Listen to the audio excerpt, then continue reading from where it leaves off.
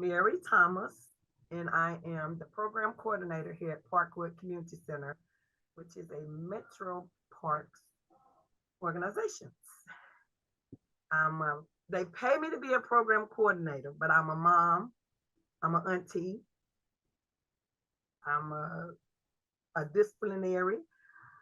Uh, I'm all the above that the kids and families in the community love. We have elderly that come in and they use our fitness center, which is open from Monday through Friday from 10 to 6:30. And then we have our after school program, which ranges ages 6 through 14. And then we have our high schoolers that come in from 2 to 4, which is 15 and up. And basically, the older kids like coming and talking and basically venting on how their day went or what mom didn't fix them for breakfast or why I couldn't get those shoes that cost twice as much as they did 10 years ago. And we just sit and talk. They just need that extra. Half the time, I don't know if they had a good day or a bad day. They just come and just give me a hug. It might be me sometimes. I might be the one that needs the hug. I started out in high school where we used to have vocational courses, and early childhood education was one of them. And I started working, going through that process. And in the summer, I worked at a daycare center at the age of 14. And I was like, hey, I want to be a school teacher. But then I started in the nursing field. And some kind of way I ended up at Metro Parks. And I stayed here and I said, well, I'm going to give Metro Parks 5 years. I've been here 24. I just enjoy people and I just enjoy helping people. I just enjoy making people smile. That's just me. I just enjoy people. I'm a people person. Schooling and children were those navigations. Because when I first came to Parks in 1999, I was attending TSU, and I had 5 kids, and I had to get up every morning to take them to school and to daycare and to be in class on time. So that was really challenging to me. And other than that, that was it. That was the most challenging. Once again, when I started at Watkins Park, I was like, I came to work one day and the center was just up in an uproar. And I was like, I stood back and I was like, this is not for me. Now, mind you, I only been there 3 months. I was like, no, I don't want to do this. So I had a group of girls that we would just sit around the round table. We called it the round table. And we just sit around and talk about how their day was or just anything they wanted to talk about. So I had announced to them, I said, hey, today's going to be my last day. I just can't deal with this. These kids are just terrible. I said, I'm going to quit. And this one little girl said, Center lady, if you quit, who would I have to talk to? And I've been here 24 years. Okay. The major lesson that I learned throughout the years of my work is patience. You have to have patience and you have to care and you have to have passion for what you do.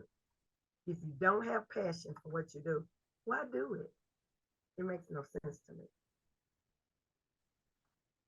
You have to be patient and to be caring.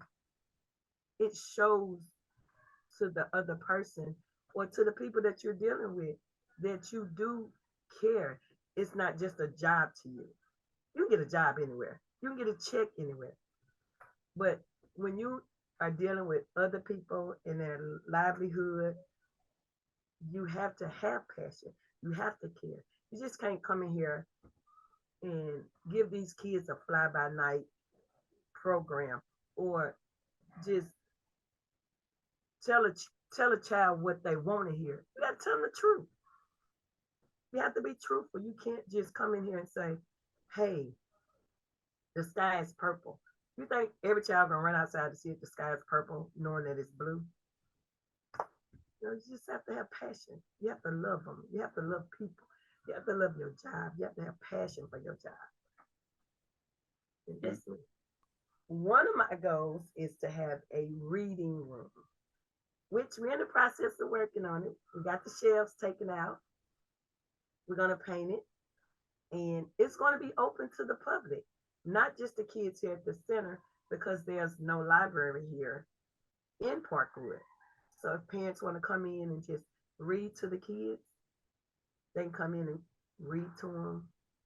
And then when the after schoolers come, they're going to be required to read 15 minutes a day.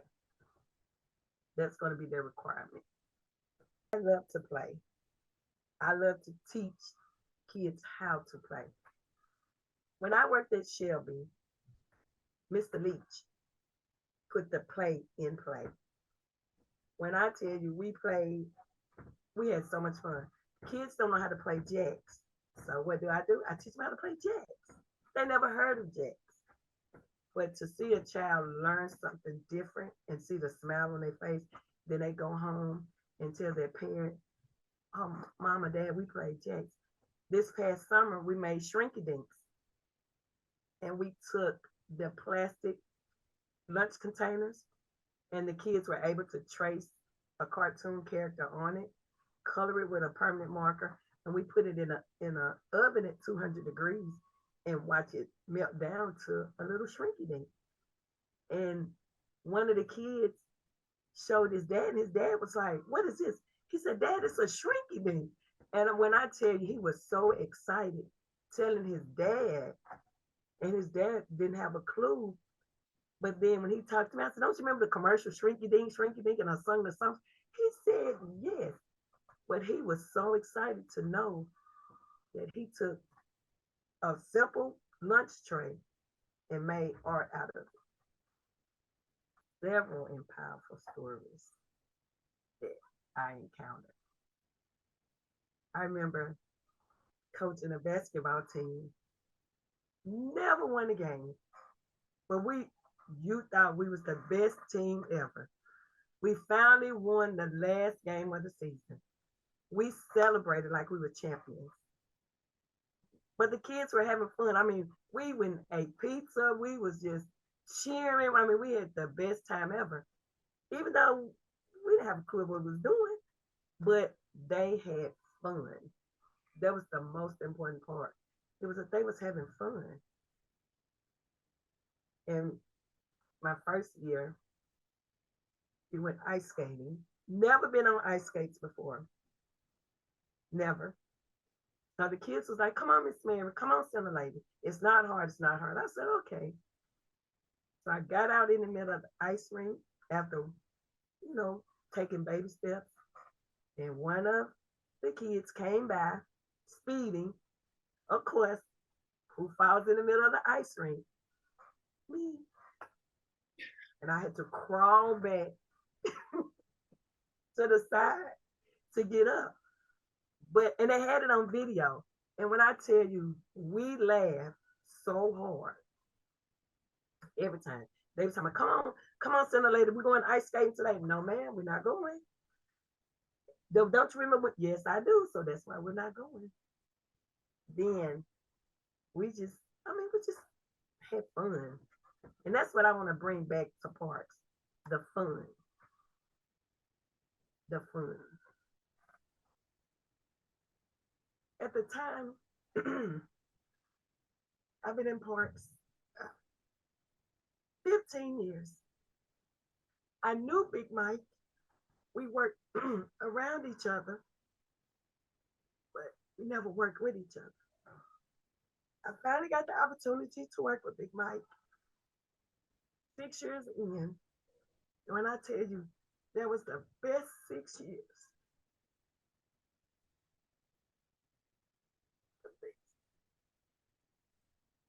He was like a brother. He respected me and I respected him.